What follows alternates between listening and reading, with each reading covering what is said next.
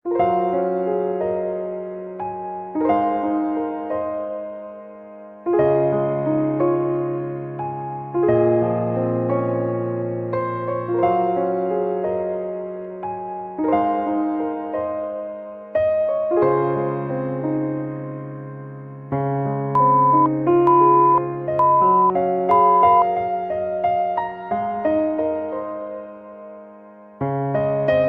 pagi semuanya. Baiklah anak-anak, hari ini kita akan melanjutkan pembelajaran kita. Namun sebelum kita akan belajar, mari kita berdoa sesuai dengan ajaran agama dan kepercayaan kita masing-masing. Berdoa dimulai. Berdoa selesai. Hari ini kita belajar tema 8, Bumiku. Subtema 3, Bumi, Matahari, dan Bulan. Pembelajaran yang ketiga. Yang pertama kita pelajari adalah muatan bahasa Indonesia, yaitu menulis informasi dalam bentuk peta pikiran. Kita dapat menulis informasi yang kita dapatkan dalam bentuk peta pikiran. Peta pikiran merupakan suatu konsep yang menyajikan isi dari informasi pada teks dengan bentuk yang menarik. Baik menyajikan informasi dalam bentuk gambar maupun peta pikiran, keduanya dapat membuat kita lebih memahami apa yang disajikan dalam teks. Nah, mari kita anak-anak kita baca teks berikut ini dengan seksama. Sumber daya alam Kepulauan Raja Ampat. Kepulauan Raja Ampat merupakan rangkaian 4 gugusan pulau yang berdekatan dan berlokasi di barat bagian kepala burung atau Vogelkop di Pulau Papua. Secara administrasi, gugusan ini berada di bawah Kabupaten Raja Ampat, Provinsi Papua Barat. Kepulauan ini sekarang menjadi tujuan para penyelam yang tertarik akan keindahan pemandangan bawah lautnya. 4 gugusan pulau yang menjadi anggotanya dinamakan menurut 4 pulau terbesarnya, yaitu Pulau Waigeo, Pulau Misol, Pulau Salawati, dan Pulau Batanta. Kepulauan Raja Ampat merupakan tempat yang sangat berpotensi untuk dijadikan sebagai objek wisata, terutama wisata penyelam.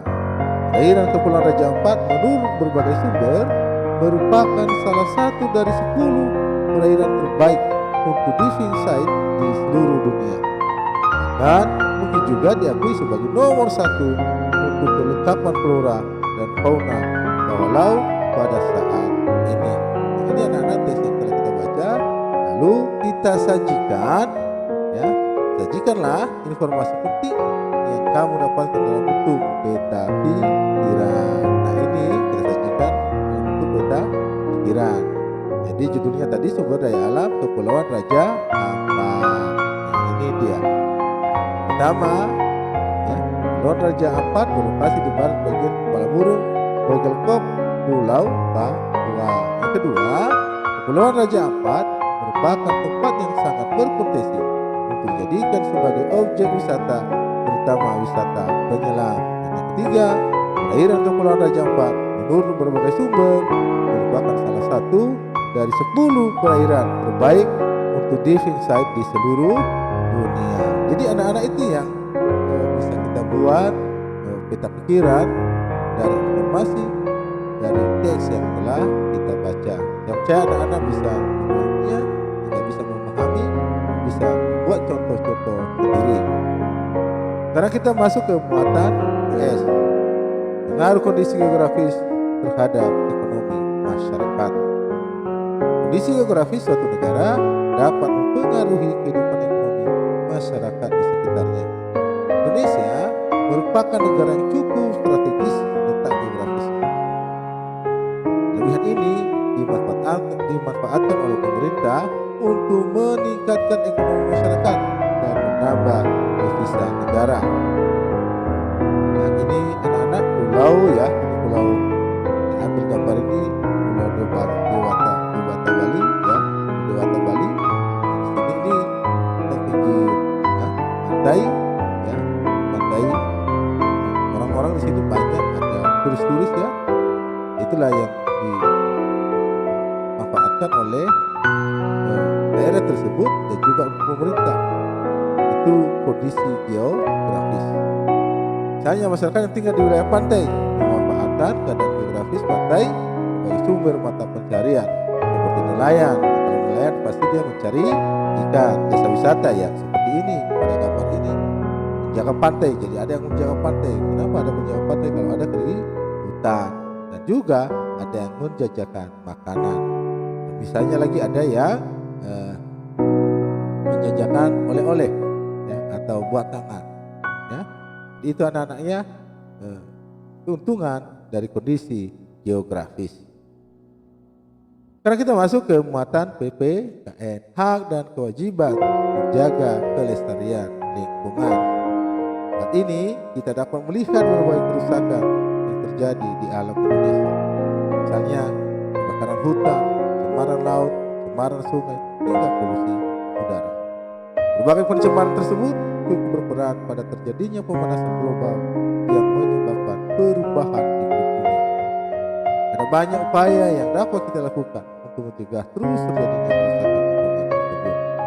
Contohnya dengan menanami hutan kembali atau reforestasi, melakukan penghijauan, mengurangi penggunaan plastik, tidak membuang sampah di sungai dan di laut, mengurangi penggunaan kendaraan bermotor dan tidak membakar sampah.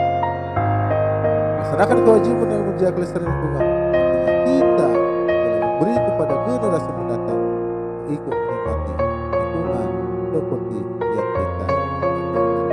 Itu anak-anak ya, itu hak dan kewajiban kita. Kita boleh menikmati lingkungan yang baik, tapi kewajiban kita yaitu menjaga kelestarian lingkungan kita. Demikian anak-anak pembelajaran kita hari ini. Kita ada tugas baca dan pahami halaman 108 sampai 112. Nomor 2, kerjakan halaman 109, 110 dan 111. Dan jangan lupa melaksanakan protokol kesehatan 3M, yaitu memakai masker, mencuci tangan, dan menjaga jarak. Demikian pembelajaran kita hari ini. Sebelum kita akan berpisah, mari kita berdoa dengan ajaran agama dan kepercayaan kita masing-masing. Apa yang kita pelajari bisa dimengerti dan dipahami. Doa dimulai. Amin. Berdoa selesai. Tetap semangat dan pantang menyerah. Sampai bertemu pada pembelajaran